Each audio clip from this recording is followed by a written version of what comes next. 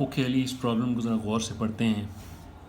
Problem number 11, to ships, ये क्या है कि which are in line with the base, ये बेस है, in line with the base यानी बेस के बिल्कुल साथ साथ हैं। बेस किस चीज़ का है? इस पहाड़ी का है, वर्टिकल क्लिफ। इन दोनों शिप्स के बीच फासला कितना बताया जा रहा है? 120 मीटर्स। अब देखते हैं कि हमें क्या इन्फॉर्मेशन दी जा रही है। तो यहाँ पर अपनी नज़र लेके आएँ और ये जो हॉरिजॉन्टल लाइन बन रही है, इससे ये बताया जा रहा है कि पहले शिप का एंगल ऑफ डिप्रेशन 30 डिग्रीज है, दूसरे शिप का एंगल ऑफ डिप्रेशन 45 डिग्रीज है। पूछा क्या जा रहा है?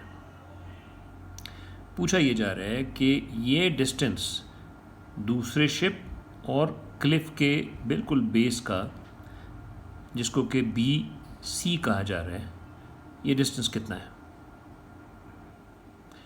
और दूसरा सवाल जो पूछा जा रहा है कि इस क्लिफ की हाइट, जिसको मैंने यहाँ पे H कहा है, ये हाइट कितनी है। ठीक है, तो आपके पास इंफॉर्मेशन क्या है? पहले शिप का एंगल ऑफ डिप्रेशन 30 डिग्रीज, दूसरे शिप का एंगल ऑफ डिप्रेशन 45 डिग्रीज, दोनों शिप के दरमियान में फासला 120 मीटर्स। हमें ये नहीं पता कि B और C के बीच फासला कितना है, और हमें हाइट, इस क्लिफ की हाइट नहीं पता है। ठीक है, ये इन्फॉर्मेशन है। अब सवाल को हल करने की कोशिश करते हैं। अच्छा, अब सबसे पहले ये देखें कि ये एंगल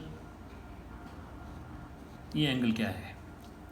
अब देखें, ये क्योंकि ये बेस है और ये एक परपेंडिकुलर लाइन है, तो ये ट्रायंगल यानी ट्रायंगल DBC और ट्रायंगल DAC, ये दोनों क्या ट्रायंगल हुए? बिल्कुल ठीक, ये राइट एंगल ट्रायंगल है। करेक्ट। ओके, सो अगर ये राइट एंगल ट्रायंगल, तो ये एंगल क्या है?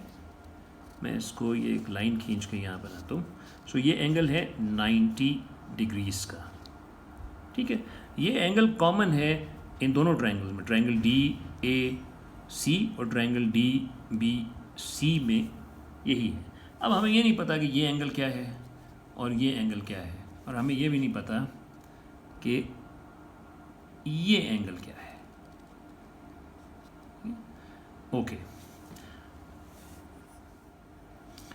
ओके, सॉरी, हम इस एंगल की बात नहीं कर रहे, हम इस एंगल की बात कर रहे हैं। ये हमें पता नहीं है, लेकिन ये मालूम करना बहुत आसान है। वो कैसे कि ये जो ऊपर ये एंगल है, ये भी 90 डिग्रीज़ का एंगल है। ठीक है, तो इसमें से अगर ये इतना एंगल 45 डिग्रीज है, बाकी कितना होगा? 45 एंड 45 इज़ 90 डिग्रीज।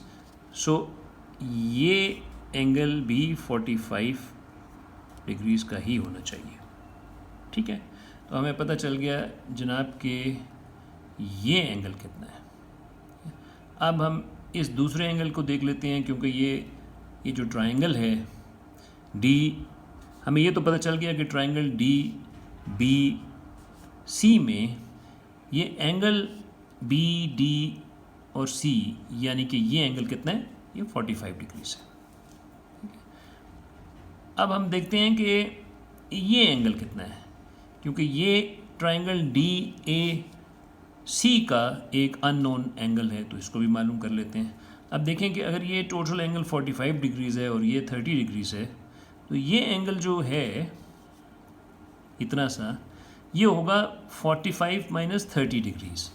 तो 45 माइनस 30 डिग्रीज़ का मतलब है कितना रह गया बाकी? 15 डिग्रीज़। ओके, सो 15 डिग्रीज़ और 45 डिग्रीज़ को अगर मिलाएं तो हमें ये टोटल एंगल मिल जाएगा। सो ये एंगल, इसको ही एक्सटेंड कर लेते हैं। ये एंगल कितना हुआ? इतना जो है वो 15 डिग्रीज़ है, और इससे आगे जो सबटेंड कर रहे हैं वो 45 डिग्रीज़ है। सो कुल मिला के ये बन गया 45 plus 50, and so that would be 45 plus 550, and 10 more 60 degrees. Okay, so ये एंगल जो है ये है, इधर लिख लेते हैं 60 डिग्रीज। ओके, अब इस सवाल को हल करना बहुत आसान हो गया है और सिंपल ट्रिग्नोमेट्री का आपने इस्तेमाल करना है। अच्छा, अब देखें, हमें मालूम है कि टेंजेंट एक्स या टेंजेंट थीटा जो भी कह लें आप, is equal to the length of the opposite side and the length of the adjacent side. Okay, अब हम इस एंगल को ले लेते हैं, वो एंगल जिसके ऊपर हम ये ट्रिग्नोमेट्रिक रेशियोज कैलकुलेट कर रहे हैं। ओके, सो पहले हम करते हैं for angle A D C which is 60 degrees. तो क्या कहा जा रहा है यहाँ पे, tangent of 60 degrees is equal to opposite, और ऑपोजिट क्या है 120 डिग्रीज प्लस समथिंग, और हम समथिंग को यानी समथिंग ये डिस्टेंस जो हमें नहीं मालूम इसको हम ए कह लेते हैं। तो ये मिल के हो गया पूरा opposite side divided by adjacent side which is H. Okay, इसको हम नाम दे देते हैं इक्वेशन 1। ओके, ऑलराइट, अब यही टेंजेंट हम मालूम करते हैं for the triangle D B and C, यानी कि टेंजेंट ऑफ द एंगल, ये वाला angle B D C which is 45 degrees. So tangent of 45 degrees is equal to A divided by, यानी opposite side A divided by opposite to the angle divided by side adjacent to the angle which is the height. Okay, इसको हम कह देते हैं equation 2। अब ये दोनों equation आप लेंगे तो आपका सारा मसला हल हो जाएगा और आपको हाइट मिल जाएगी और ये डिस्टेंस भी मिल जाएगा। ठीक है, तो सबसे पहले देखते हैं कि टेंजेंट 60 डिग्रीज़ की वैल्यू क्या है और टेंजेंट 45 डिग्रीज़ की वैल्यू क्या है।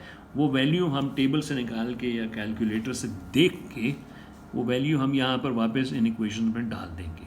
तो टेंजेंट 60 डिग्रीज़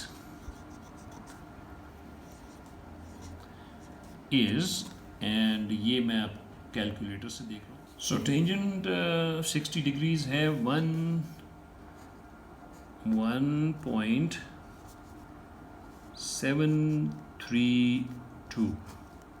ठीक है, चलें, इसको हमने लिख लिया। अब पहले ये भी मालूम कर लेते हैं कि टेंजेंट 45 डिग्रीज क्या है। सो टेंजेंट 45 डिग्रीज है, tangent 45 degrees is equal to, हाँ बताइए, बिल्कुल ठीक, एग्जैक्टली 1। ठीक है, चलें, अब आपका मसला बड़ा आसान नहीं हो गया। अच्छा, यहाँ से आपको ये पता चल गया, वेरी इंटरेस्टिंग, इक्वेशन 2 में तो मसला ही हल हो गया। पहले इक्वेशन 2 को देख लेते हैं, फिर 1 को देखेंगे।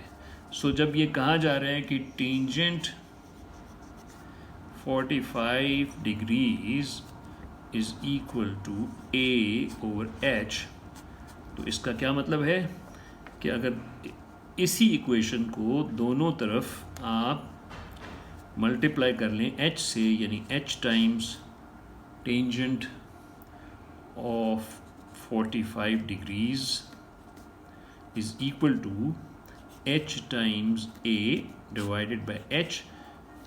सो एच से कट गया, क्या रहा आपके पास, A is equal to what, H tangent of 45 degrees, लेकिन टेंजेंट ऑफ 45 डिग्रीज क्या है 1, तो मसला ही हल हो गया। मसला कैसे हल हो गया कि ये 1 हो गया, तो क्या मिला बाकी आपको, a is equal to h. ठीक है, यानी कि ये जो डिस्टेंस है from this ship to the base of the cliff is the same as the height of the cliff. A is equal to h. Okay, अच्छा आगे चलते हैं। अच्छा, अब इक्वेशन 1 को गौर से देखो। क्या है equation 1? Tangent 60 degrees is equal to 120 plus a divided by h. Okay, अब इसको हम यहाँ पर नीचे ले आए हैं ताकि हम इसको भी सॉल्व कर लें। तो हमने ये पहले देख लिया है कि tangent 60 degree is equal to what? 1.732। So tangent 60 degree की जगह हमने लिख दिया 1.732, बाकी वैसे रहने दिया 120 plus a divided by H. अच्छा, अब जब हमने जैसे पहले किया था, दोनों तरफ इस इक्वेशन को h से मल्टीप्लाई कर लेते हैं। और याद है ना कि जब इक्वेशन की दोनों तरफ कुछ भी करें एक जैसा, तो उस इक्वेशन में कोई फ़र्क नहीं पड़ता, वही रहती है जो पहले थी। So h times 1.732 is equal to h times 120 plus a divided by h। ये हमने क्यों किया? ताकि एक साइड से h को ख़त्म कर दें। क्या रह गया हमारे पास?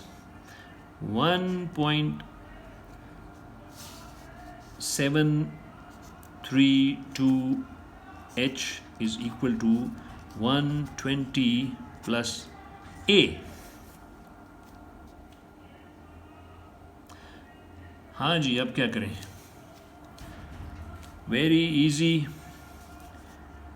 h तो बराबर ही a के है, इसको थोड़ा ठीक कर लें। तो हम ये कर सकते हैं कि यहाँ पर कुछ भी कर लें, a की जगह h लिख दें या h की जगह a लिख दें, बात एक ही है।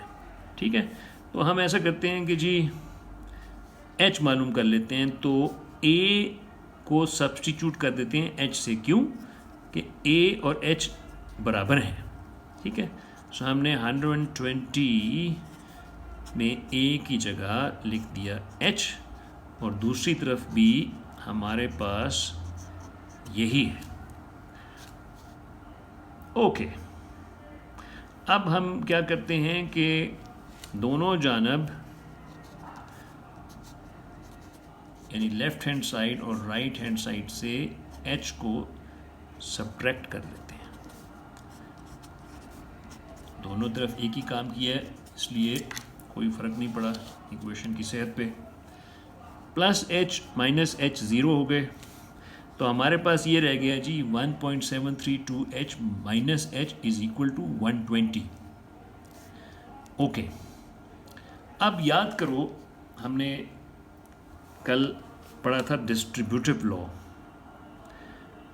उसको इस्तेमाल करते हुए हम ये देख सकते हैं कि ये दो रकमें जो हैं 1.732h और h, इन दोनों में क्या चीज़ कॉमन है? h। तो जो कॉमन एलिमेंट है उसको हम यूँ बाहर निकाल सकते हैं और बाकी सबको डाल सकते हैं ब्रैकेट के अंदर। तो h को बाहर निकालेंगे, बाकी क्या रह जाएगा? 1। दूसरी तरफ सिर्फ 120 है। Okay, wonderful. तो अब आपके पास क्या रह गया?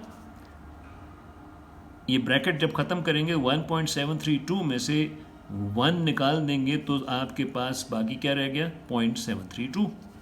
सो इक्वेशन की इस तरफ आपके पास है 0.732 times h is equal to 120। So h यानी कि हाइट फिर किसके बराबर होगी जी? दोनों तरफ हम अगर ये 0.732 पूरा स्टेप ही कर लेते हैं, दोनों साइड पे 0.732 से डिवाइड कर लिया। हाँ, 0.732, ये भी कट गया, ये भी कट गया। So h is equal to 120 divided by 0.732। आगे तुम खुद कर लो मीटर्स। और फिर a की वैल्यू भी वही है जो कि h की वैल्यू है। अच्छा, अब इसको कैलकुलेट करके ये देखना है कि आपकी जो किताब है उसके आखिर में जवाब है वो यही है या कुछ और है। ओके।